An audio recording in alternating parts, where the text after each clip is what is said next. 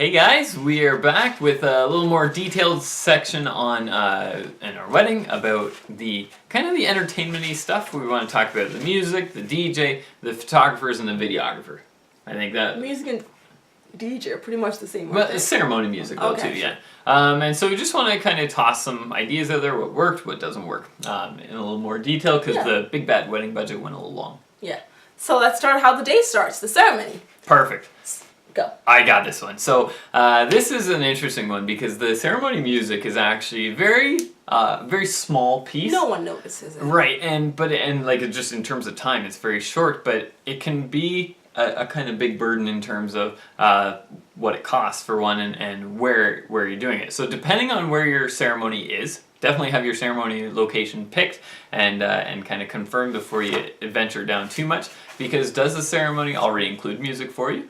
Does the DJ that you may have hired for your reception, is he willing to kind of come down already and do if it's the same venue, is he just going to walk over to the one room and do the next room after? Exactly. Even if it's not the same venue, is he able to come down? And so make sure you check into those kind of package deals so that you can leverage things that you already have more than once. Yep. Do you need to rent mics, mic stands, speakers, all those things? Like, does the location already have them? Ours didn't. And so we had the option of hiring a music man for the ceremony, or just going out to, for us, we went to Long and McQuaid and just rented some speaker equipment, which and it was like $100 for the week for the whole stuff. And yeah, it was a outdoor speakers, mic stand, and a mixer board and whatever. And so we basically just plugged in an iPod and just hit play. Yeah, and so really that went in terms of like cost, that saved us a lot of money.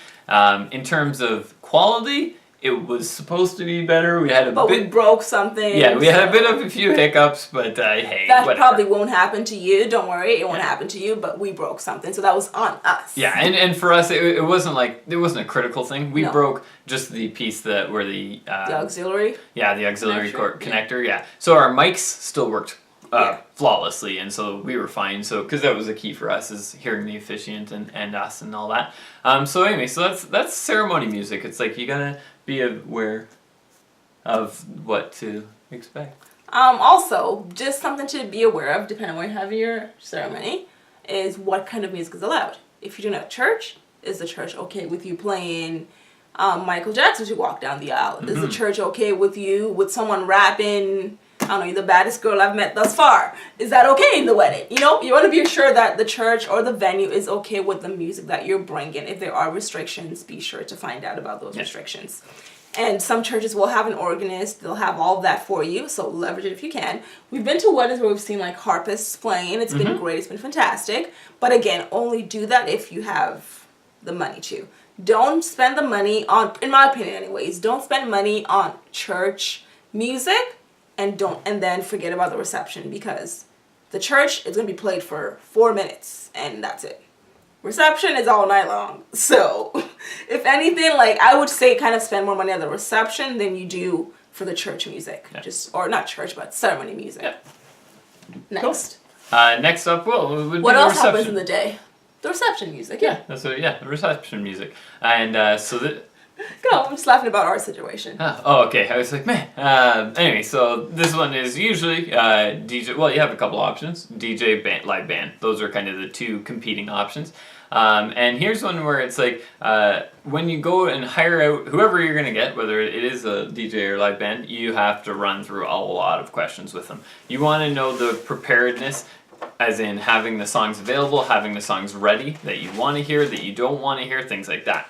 You want to make sure that they understand the length of time that they're there, whether they're playing music during cocktail hour, during supper, and then after, until what time. Do they shut down at supper, things like that. Yeah, do you give them food, or do they have to get their own food? How many people are going to be with them? Because that can count. Are they going to roll deep with 40 people at your wedding? Because we're not doing that, but I need you to step to the left. Yeah, it's a full string orchestra. Who knows? There are questions like that. You need to also know what type of music do they play typically without your input, kind of thing. Yeah. So what would just be their wedding night? And does that kind of fall in line already? If so, that's a good start. If it's a complete opposite spectrum of what you'd be expecting, it might be a red flag. Be aware of that. What else is there? Also try to get, I don't know how to be sure of this, because what I find with vendors is I don't like, simply because at the end of the day they can do whatever the hell they want to do. Mm-hmm. They can tell you they'll do A and not do it, and when the day comes, it's too late to do anything else. If you've already hired a DJ and he shows up and doesn't play what you asked for, it's too late. You can't get another. You can't do another one. Like, it's at that point, it's too late. And so I think on that point you need to judge people by their character, and you need to make that call. Yeah. Early on. Yeah. Yeah. Unfortunately for our wedding, as we mentioned in the big bad wedding budget, we didn't get the music we wanted at all. We got 0 of the songs we wanted. If you guys can't tell, I'm a little bit peeved about that still. Only because at my wedding there was no R. Kelly played. You know how much that hurts me deep down in my soul, guys? Running my hands through my fro. No, not that song. Like, some Step in the Name of Love. Some, like, come on, how am I not stepping at my wedding? That ain't cool. Like, it really hurt me. I don't know what Dave's doing over there. We're gonna ignore him. Got the keys to the ignition. Popping fresh out the kitchen. Mama rolling up. I don't even know the words, but got every man in here wishing. Sipping on coke and rum. I'm like, so what? I'm drunk. It's a freaking weekend. Maybe I'm about to have me some fun. You done? Bounce, bounce, bounce. Oh my god. Okay. Excuse Dave's music interlude. Yeah, that was great. Also, some things to ask for the DJ. Oh no, yes. sorry. No, I was going to say, I was saying DJ and band are the two. There's also the option of just bring a laptop, toss in a playlist, a pre-made playlist or whatever. Just toss it on. I wish we had done that instead. Would have saved so much money, and I would have had the music I wanted. Requests would be real easy because just go to the iPod. Disclaimer. I don't know the legality on that. This is my new disclaimer thing. I don't know if Wemi likes it, but anyway, there's definitely some legality issues around that, and I don't know them all. I'm not gonna pretend that I do. So just be sure you're playing by the rules, guys. Play by the rules. Ask what they'll be wearing. You don't want them, if your wedding's a formal wedding, you don't want them rolling in there and they're fitted on and their baseball jersey, and you don't want that. So kind of make sure their attire is okay with you. Yep. If you have a do not play list, be sure to tell them, like, do not play this song, because if you play that, you did? Yeah. Oh, okay. Arrival time, departure time, setup time, how long they need, transportation, liability insurance, whether there's an extra cost for transportation, for liability, things like that. Yep. Okay. So that's music. Next up, we have my camera is all flexible. Pose. Photographers. Okay. We already interrupted with my singing interlude. So let me have my pose in a moment. Okay, go ahead. I'm done. Go. Photographers. Vogue. Photographers are a good one, but this is one actually I'd say might have the most communication. No, I guess the venue organizer. But anyway, a lot of communication with a photographer, because this is where you can kind of decide ahead of time what you want the day of. Like, get your thoughts that are in here. To the photographer, because they can't read your mind. Exactly, and we all know that it's up there somewhere. You just got to verbally get them out, whether it's on a piece of paper or just a conversation, but make sure your visions are the same, are in line. I would never say, again, this is another option where I would never suggest you tell a photographer to do what they want. Yeah. Don't do that, because what they have in mind might be complete left from what you have in mind. Yeah. And that can go real south. On that same note, don't expect a dream out of a photographer when you're like, I have this perfect vision of something off of Pinterest.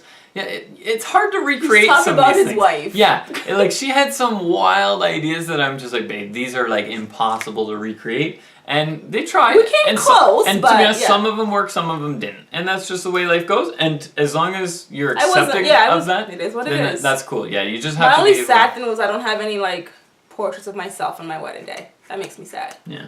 And that's just, that's unfortunate. Yeah, that was on me. That wasn't photographer. Like, there wasn't time. I didn't think about it. She didn't think about it. And forgot jewelry and and so, but it is what it is. You know, it's all good. So another one is the people who you want photos with. So this is more the get a shot list out to your photographer. Bingo. Yeah, and exactly have names and have relationships. So if I put down on it, Mark Harrison, they're just like, well, who's that? Yeah. But if you say best man, then all of a sudden it's easy for her to shout out best man, and everyone knows who the best man is. Grab him, go. So it's not a matter of just people who know him. Hey, are you Mark? Are you Mark? Are you Mark? Yeah. No. So when you put relationships down, like father of the bride, father whatever, like that helps. So, so get and especially like in this day and age, at least I find people don't necessarily know by their like complete first name. So like you might call someone Joe, and someone else calls them Joseph, and everyone's just like, hey, Joe. Like, who's Joe?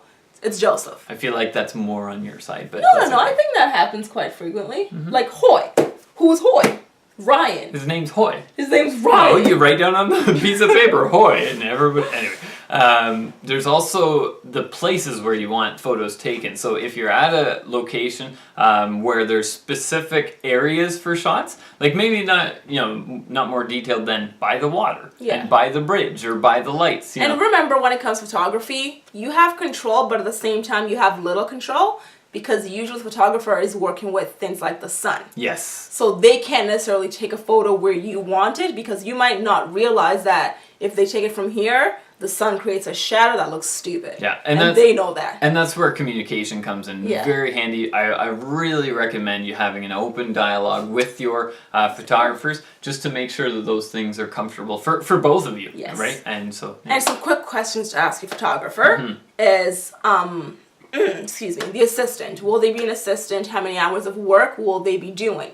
Will your photographer be doing? Will there be somebody with the guys getting ready and the girls getting ready? Yeah, or is it just one photographer that's, and if you want someone with the guys, because like I wanted someone with the guys at all times, with the girls at all times. So we paid for an extra photographer to be with the guys at all times. Right. So just a little something like that to be aware of. A detailed list of what their fee includes.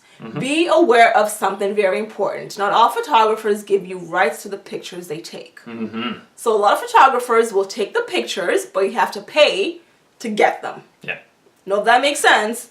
I know it sounds crazy, but they do. But some people do that. Yeah, exactly. They'll take the pictures for you, no problem, and they'll charge you to take the pictures.